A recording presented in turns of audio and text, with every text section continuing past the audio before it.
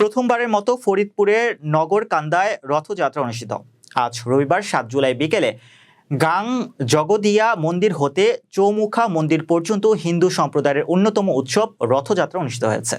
নগরকান্দা উপজেলা প্রতিনিধি জানান, রথযাত্রা উদযাপন কমিটির সভাপতি রণদা প্রসাদ সরকারের সভাপতিত্বে রথযাত্রার শুভ উদ্বোধন করেন মডেল গ্রুপের পরিচালক শ্রী কানাই সরকার। এ সময় বিশেষ অতিথি হিসেবে উপস্থিত ছিলেন নগরকান্দা থানার অফিসার ইনচার্জ আমিনুর রহমান, উপজেলা পূজা উদযাপন পরিষদের সভাপতি মনোরঞ্জন বিশ্বাস, সাধারণ সম্পাদক গৌতম ত্রিবেদী, SI আব্বাস আলী প্রমুখ। হিন্দু সম্প্রদায়ের এই রথযাত্রায় অসংখ্য নারী পুরুষ অংশগ্রহণ করেন।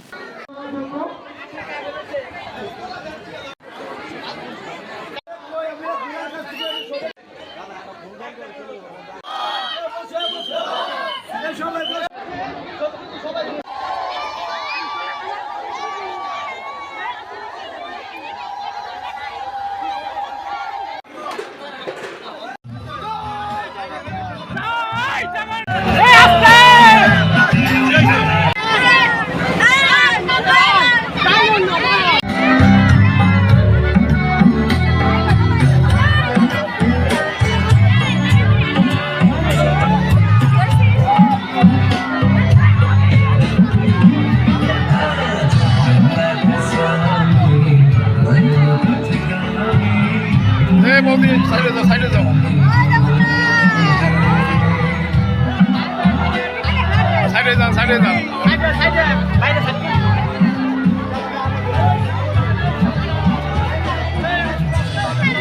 সবাই আস্তে আস্তে যাবেন।